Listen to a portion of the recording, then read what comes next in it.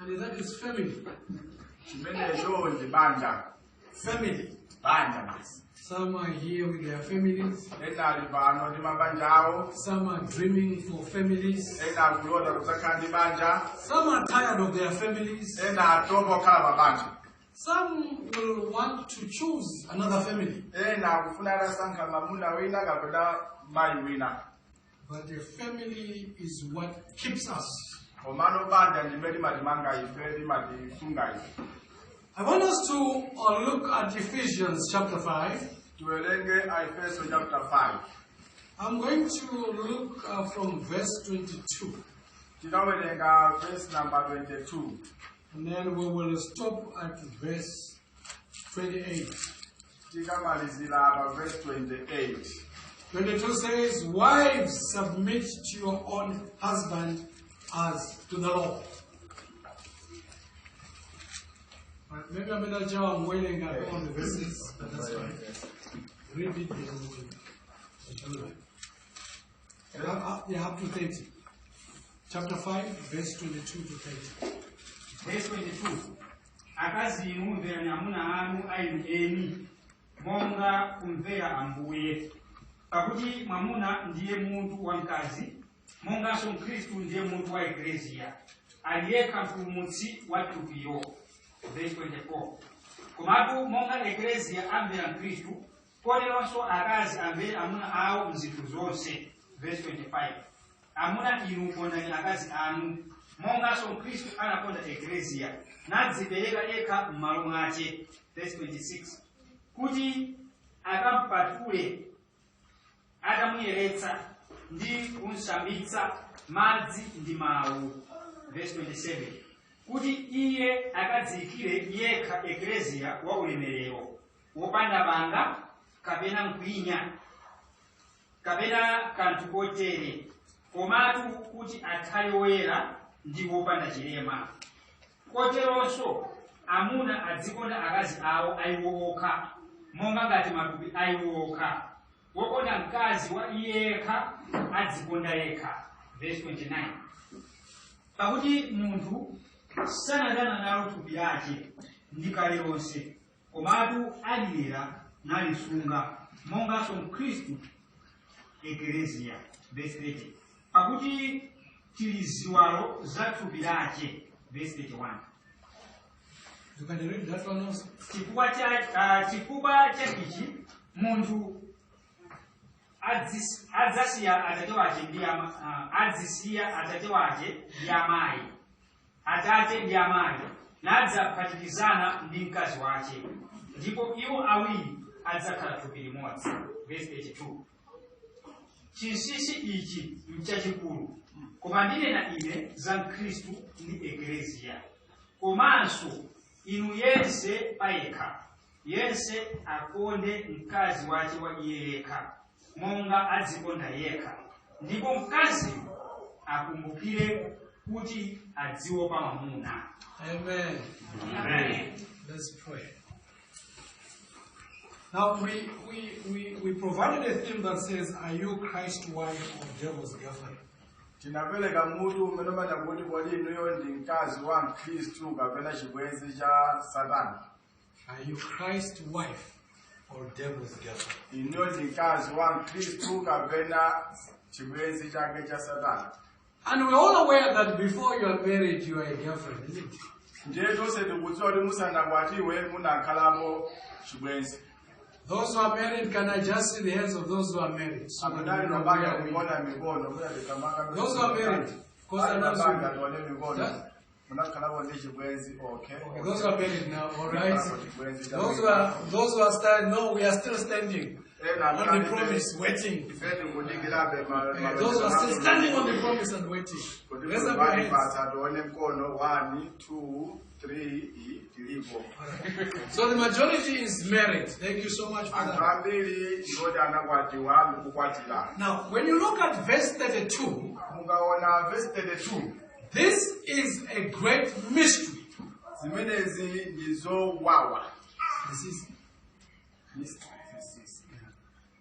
is I wanted that word, yeah. Amen. This is a great mystery. But I speak concerning Christ and the church. This is so fascinating that Christ is using a man and a woman to demonstrate his relationship to us.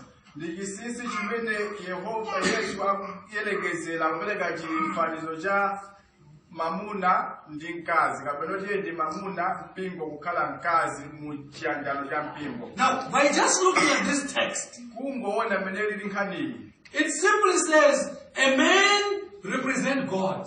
Zikutanthauza kuti mamuna akuyimira Mulungu. If I say that, am I right? Yes. Then if I say a woman represents the church, ndeti kanena zanzimayi akutanthauza mpingo. So the church, if it represents a woman, then the Bible says, wives, submit to your own husband as to the Lord.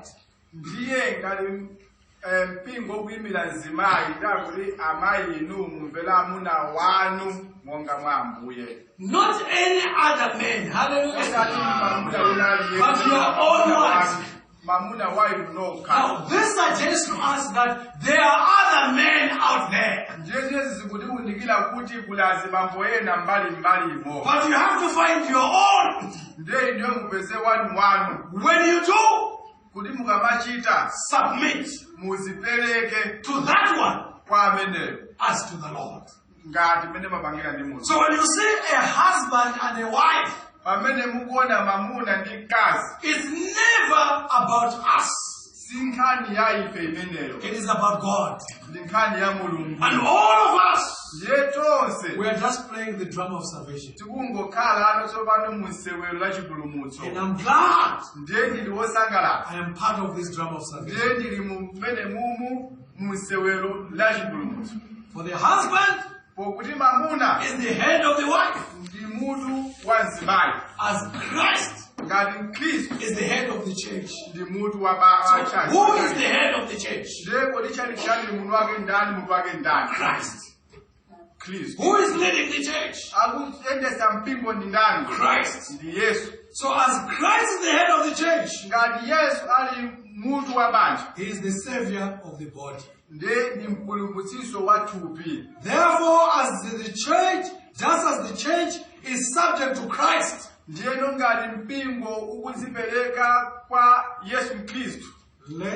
let wives be to their own husbands. You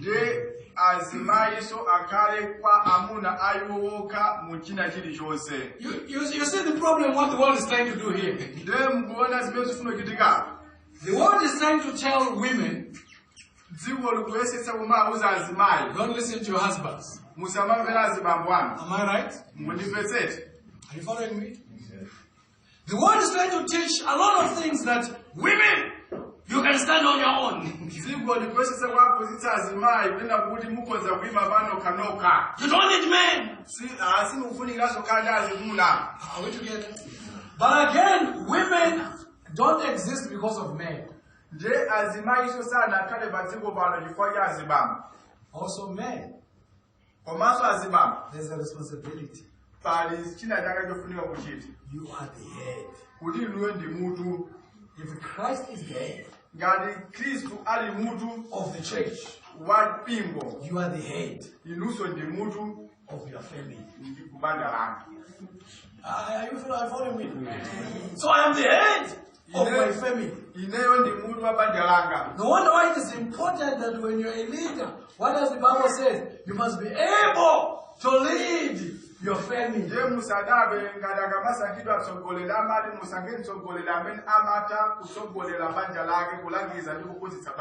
If you can't, you cannot lead. Am I right?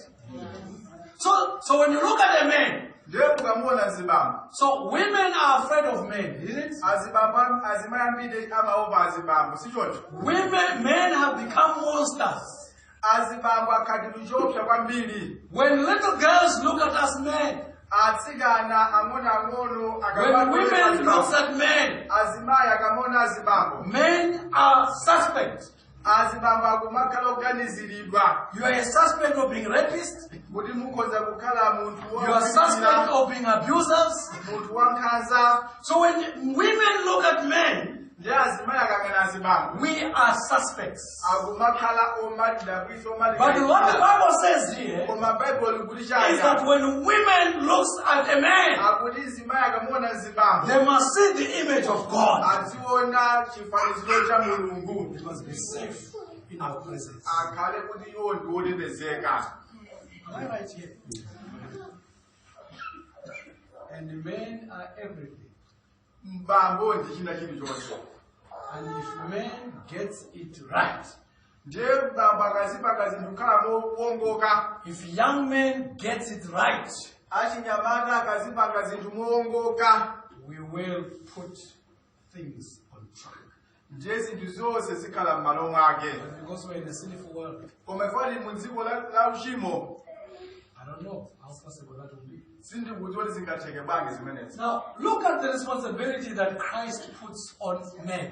Ndiye ntchito imene Khristu wampatsa mzibambo. Kapena mamuna. Husbands, Abambo. love your wives, Mugonde akazi anu. just as Christ also loved the what? Monga ngati Khristu anawukondera mpingo. And he gave himself for her. Anafa yekha chifukwa cha mpingo. Who is supposed to sacrifice here? Amene akufuna kupereka nsembe apa ndi ndani? Amene akufuna Who sacrifices here? Now talk to me. Yankhulani, ine ndi pastor Mbila ochezeka. Yankhulani. Who is supposed to sacrifice? Ndana. Men. Abambo. You follow me now? Now, if the men are the heads, Ngati abambo ali mutu. and Christ is the head, Ndiye Yesu ndi mutu. and Christ being the head, Ndiye Yesu yakukhala mutu. he gave up himself for the church. Anazipereka yekha kuti mpingo ukhalepo. Then there's much that is expected to us men. Ndiye mbali zambiri zofunika kuti azibambo tichite pamenepa kuti tikonde akazi athu. Sacrificing for them. Muzipereka. Is it easy? Pakana kufa chifukwa cha akazi anu zotheka. Inuyo mukhale ndi njala koma akazi anu abe. Yeah. Mugwire ntchito overtime kuti kunyumba mudye. Zotheka. Amen. Amen. Are you following me here? Yes. So the headship is not just telling people that I'm the head.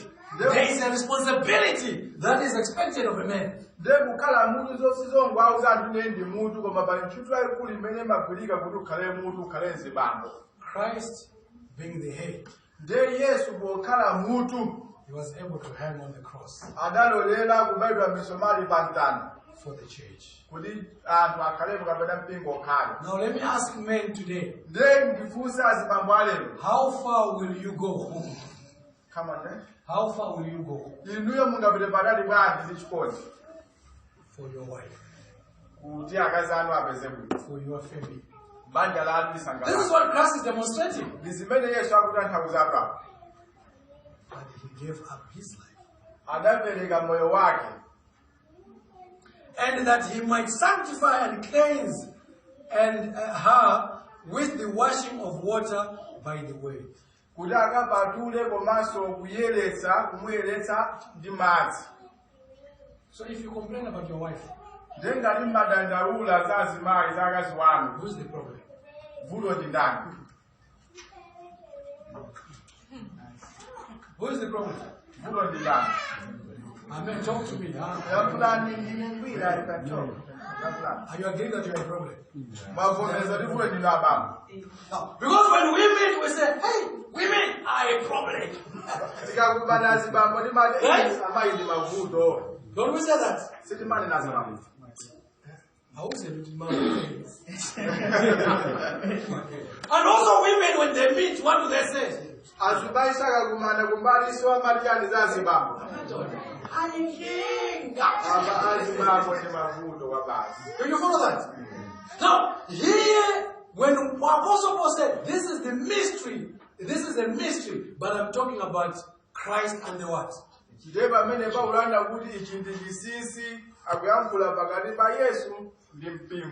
You know that excitement of having a girlfriend? Men, when you see a woman, you propose that woman. And when she said yes to you, you know that excitement? You feel like you're on top of the world. Yeah? She is mine. I've got her. You're on top of the world. And also woman said, that's my man. No one else but that one. So it is a relationship between us and Christ. How did Christ propose us? It says, while we were yet sinners, what did he do? So the cross is my proposal, so that I accept him as my personal savior. So when I see him hanging on that cross, it was that proposal to call you. Now I belong to him. That's why John 14:15 says, if you love me, what will you do? Are you with me? Because I am the wife of Christ.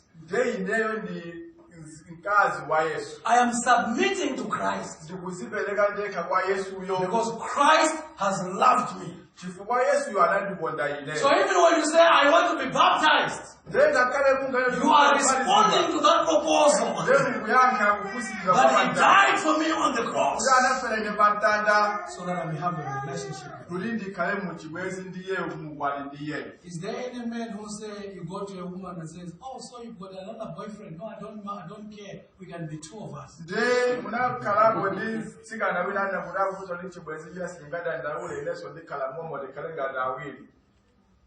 Will you be happy? Yes.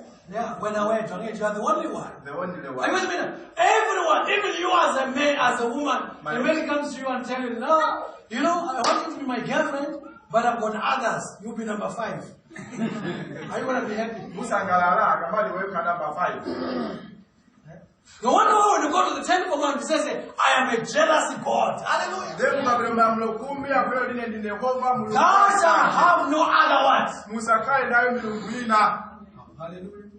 Because he's saying, I am the only one, your husband, no one else. Although they are there, but you need to make a choice that, you know what, I will leave others. No wonder why when you marry people as a marriage officer, they say, I will forsake others.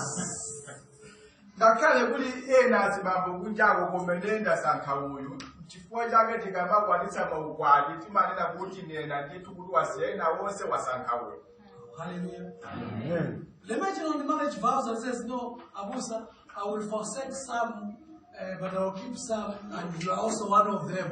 Will you be happy in that marriage?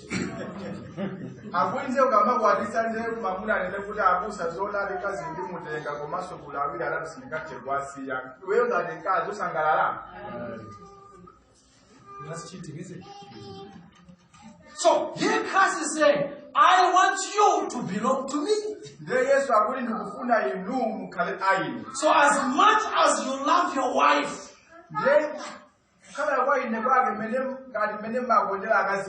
as you love your children,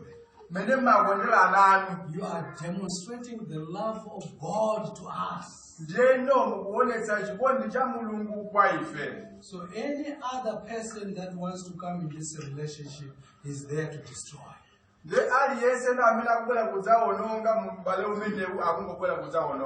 Hallelujah. Amen. You know, when you are married, you know, I got a shock of my life this weekend. Hallelujah. No, it's a shock, isn't it? It's a shock, eh? Yeah. Is it Komunisa show? Zoom? Yeah. Yes, I like that one. No, when it's translating. Yeah, this one is good. What is that one? What were you saying? Okay. Yes. That's good. No, that one I like the system. You know, my system got shocked. You know, when then your wife comes with a body. Oh, hallelujah. Come of what? Body. Body. Go, say the father.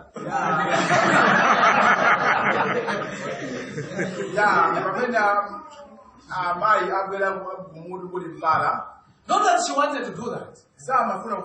Are you with me? It's a condition. Amen. You know, as time goes on, women start losing their hair. Are you with me? Yeah. And it's not growing, the other side is growing. Now are we together? This is my wife. So the question is that when I married her, was she going through this problem?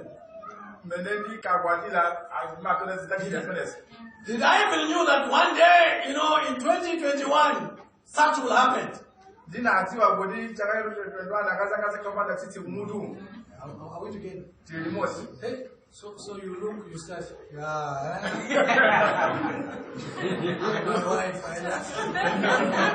So that's what God is doing in my life. I may be shocked, but heaven is not shocked. Heaven knew, understands that what you're going through is what the cross was trying to solve. So Christ is saying to you and I died on the cross so that you are mine. But you and I, we are having another relationship with the devil. Hallelujah. Amen. So the devil doesn't care about us, but he comes like he cares. So he comes like a sugar daddy, with so many promises to pull you to what you have. Oh, hallelujah. Amen. I wonder why you hear people who are married, they end up leaving their wives because they are losing their hair, looking at those with the hair. Hallelujah. And those with the hair, sometimes, you know, they're doing these things. You get that? And then you look at that. Hallelujah. You get confused.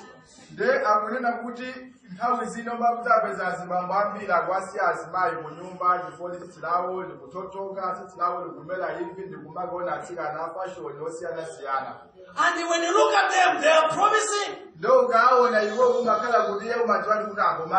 Yes. Hallelujah. Amen.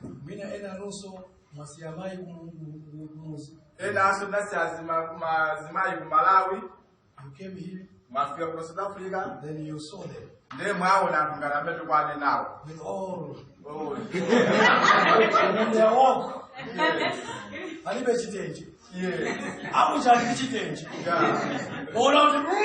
I'm missing out.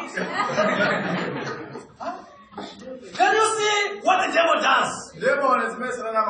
So all these things that are happening, so marriage is actually an issue of salvation. So we learn salvation from our relationship between a husband and a wife. So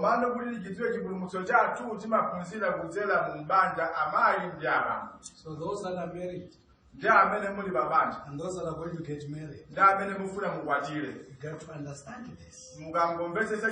It is not about your feelings. Oh, she's sexy. Oh, handsome, hunk. It is about God. It's about church. You put another element, and you find that many are. Some of us have got one part. One part. And then there are those ones which you count 1, 2, 3, and you look at yours. Hey, what's wrong with you? Because the devil is in the business of destroying that which is good.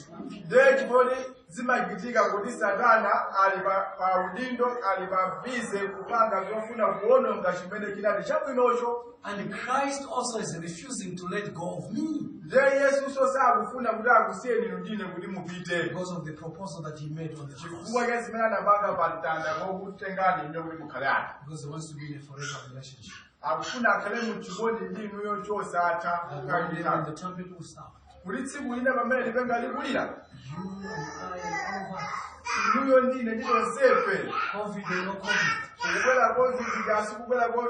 Be among those that will meet him. And it is the work of Christ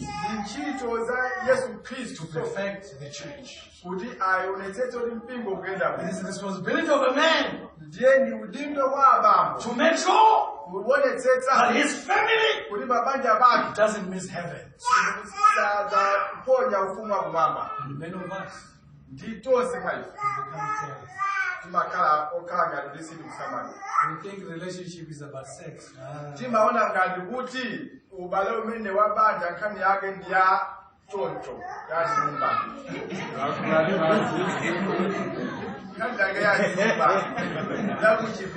It's good to know the language. So, but it's not about how you are feeling. It is about God. When a man is right with God, and when a woman is right with God, the family becomes right with God. But many of us want to be in a family without understanding that this is holy.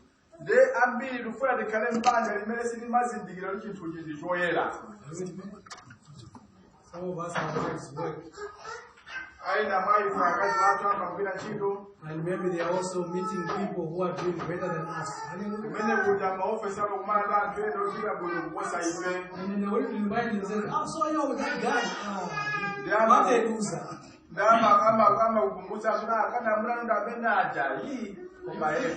The same thing also with men.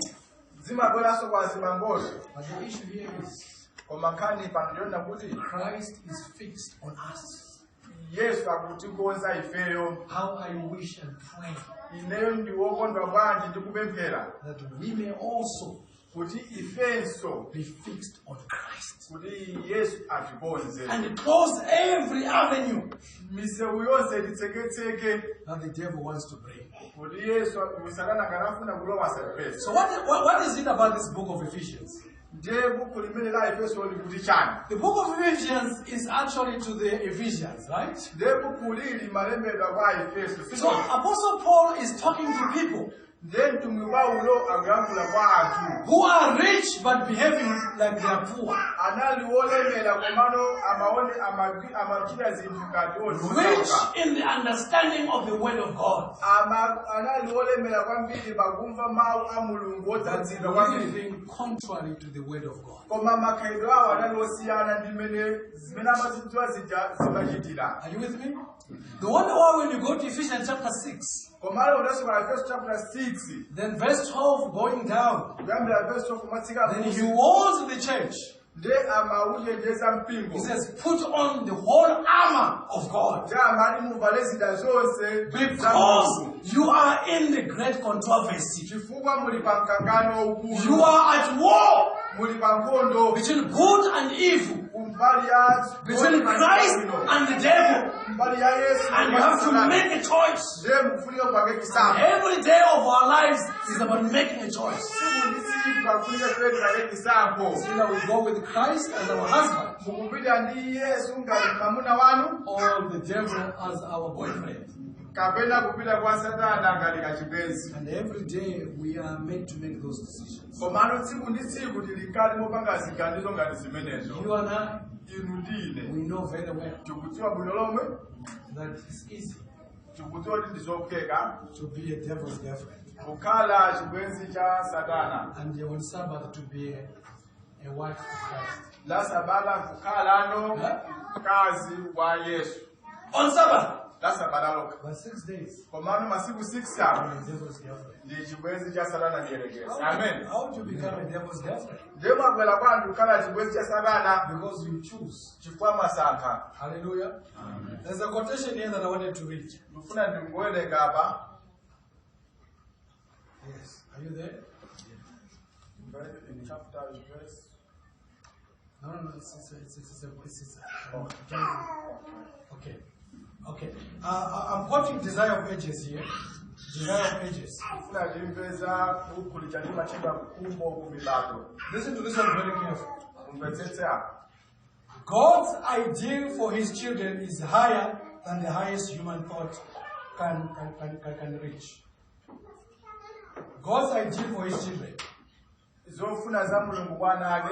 higher than the highest human thought can reach. The plan of redemption contemplates our complete recovery from the power of Satan.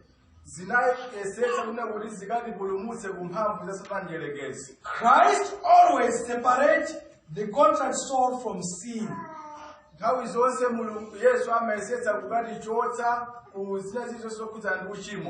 He came to destroy the works of the devil. And he has made provision that the Holy Spirit shall be imparted to every repentant soul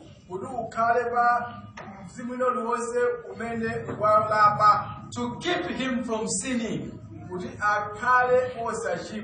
is doing that? Christ, through the Holy Spirit, making sure that you and I are safe from sinning. The tempter's agents is not to be accounted an excuse for our wrong act. So in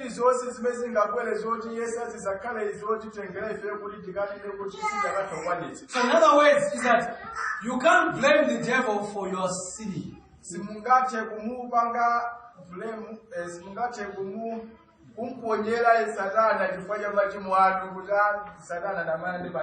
always blame the devil. Am I right? The devil always tempts us which is in our heart. It is the desire of our heart. No, the devil won't bother to bring alcohol to me. Even a cigarette. Because I've got sinus. Cigarette. No. The devil wasting his time. Hallelujah. So the devil will bring that which he looks at the way Captain is looking and thinking, this one. And he will try to bring around it because look at his response. He loves that thing. Yeah,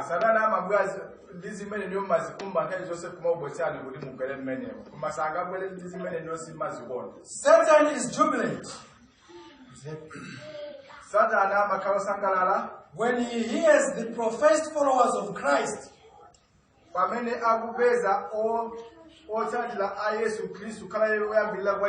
making excuses for their deformity of character. It is these excuses that lead to sin. Are you following, church? Amen. Excuses.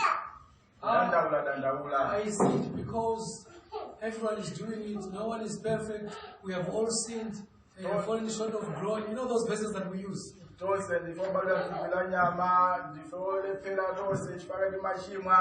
imagine you are married and then you tell your wife, no, I was just tempted with that woman. You know that woman, okay, the way she was to look like I got tempted, and you're telling your wife.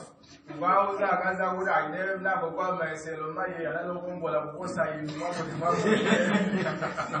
following that? No, imagine. Thank you for doing that. Are you following me? No, just imagine. Will you remain that marriage?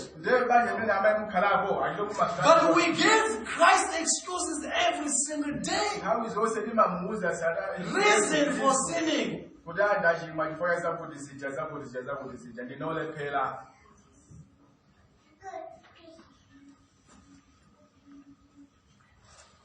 The ideal of Christian character is Christ-likeness.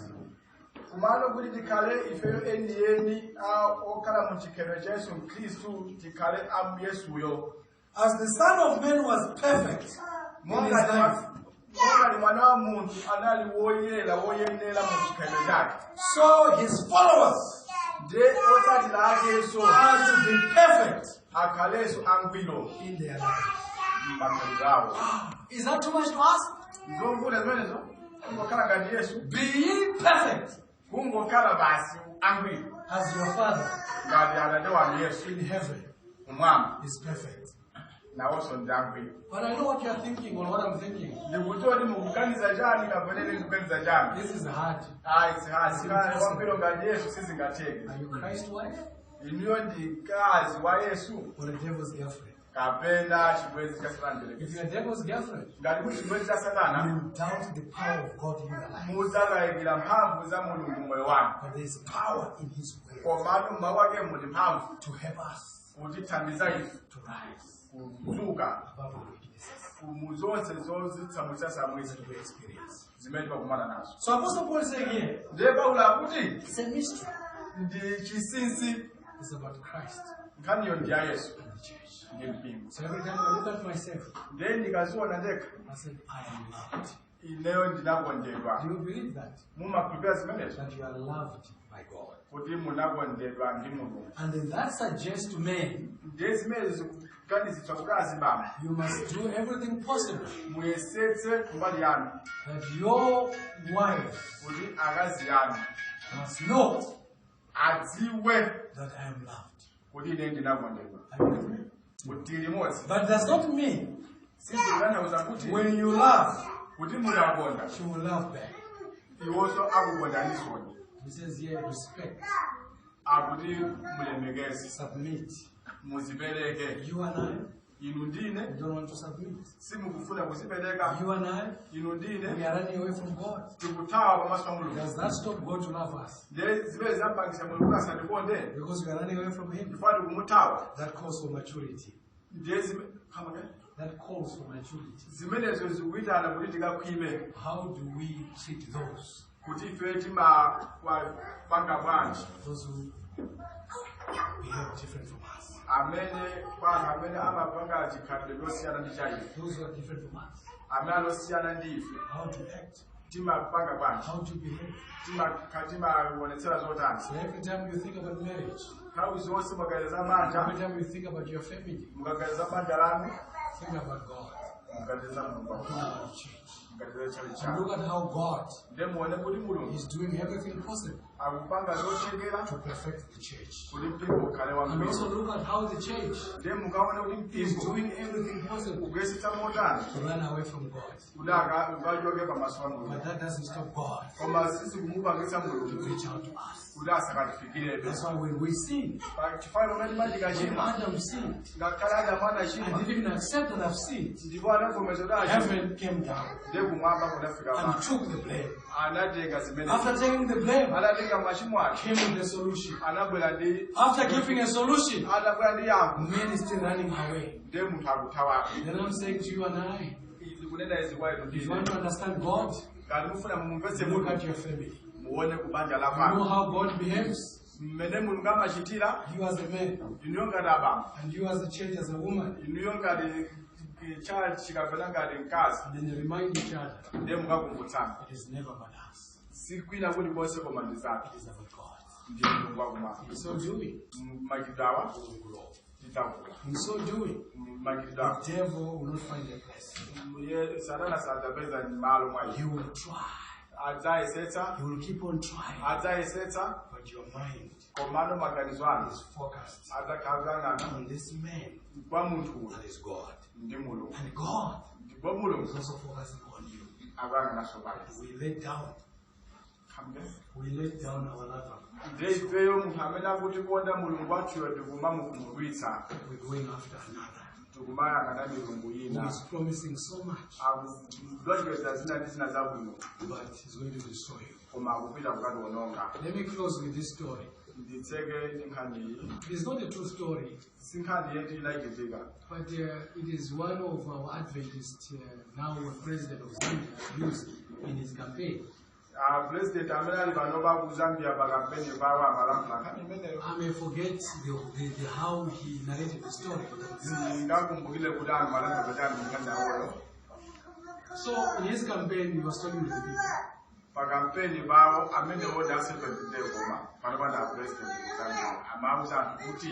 He says the man died. Or whether he died or he was taken to heaven. So he went to heaven.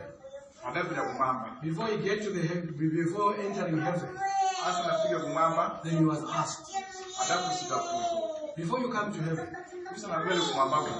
are you sure you want to come to heaven? When you also go to hell, so we're going to give you a chance. Before you come to heaven, go and check in hell what they are doing. And then you can come back. And then you check also in heaven. And make your decision.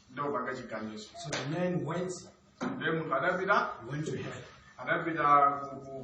When he came to hell, then he says he was told that the devil was he's got a tail. Is this bad person? But when he went to hell, he discovered that the devil is a good man. And everything in hell was good, promising.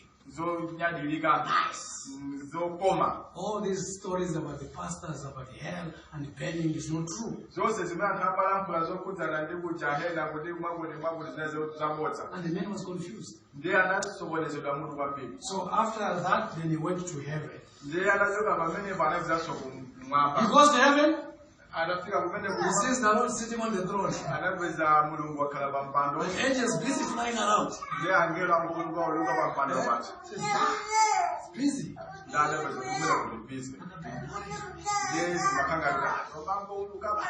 And in hell, it's life. And then the angel said, now ask him the question. Have you been to hell?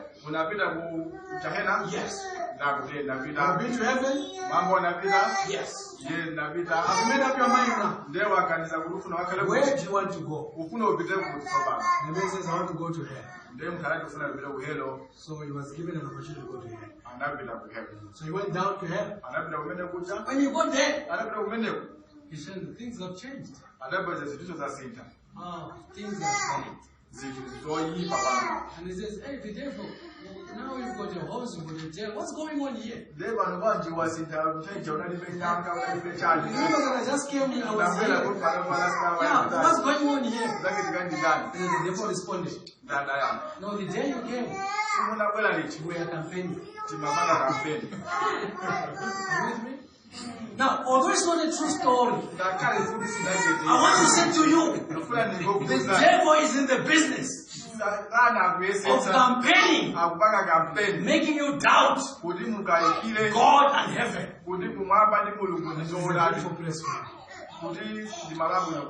Let me choose to be Christ's wife and commit myself to God.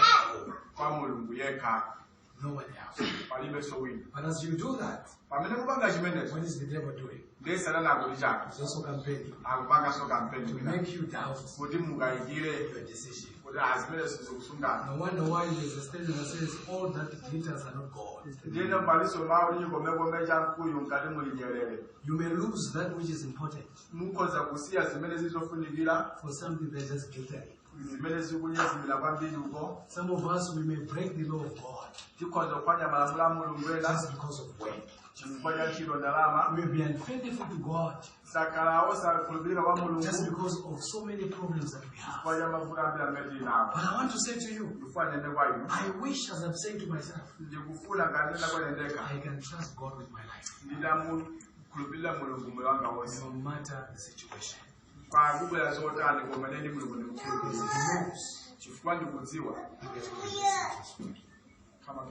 He has got the best interest for me. He's not just campaigning to destroy you, but he's promising you eternal life. John 10:10, what does it say? Come that you may have life. Not just life, but life abundant. But what is the devil doing today? I think you're enjoying life. You see the campaign that is doing? You think that you enjoy what? My life is good. Running away from the Lord. Breaking the law of God. Like nothing is a problem. So to the married people, you will not allow your husband or your wife to do anyhow. You have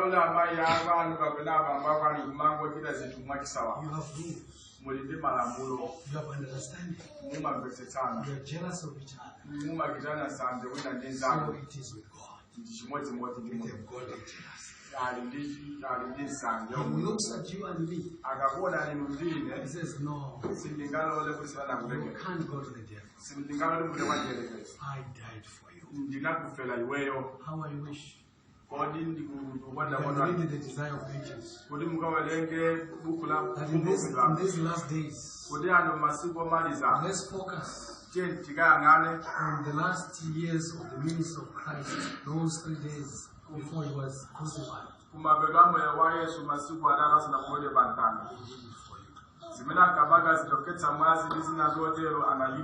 Hebrews 12:2, what does it say? Looking unto Jesus, the author and finisher of our faith. He hung on the cross. Painful as it was, because of you. So that one day, when the trumpet will sound, Christ will show his scars, his power. And he says, it was because of you. I was willing to take it. Can we be faithful? Is it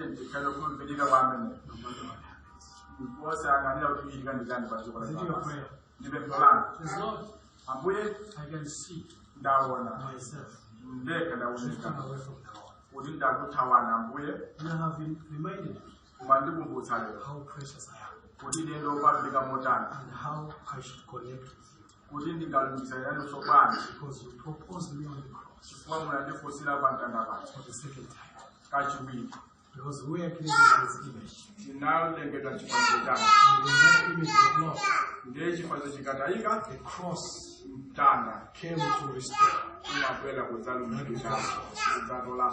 So you are here saying, Lord, by your grace, I want to submit to you.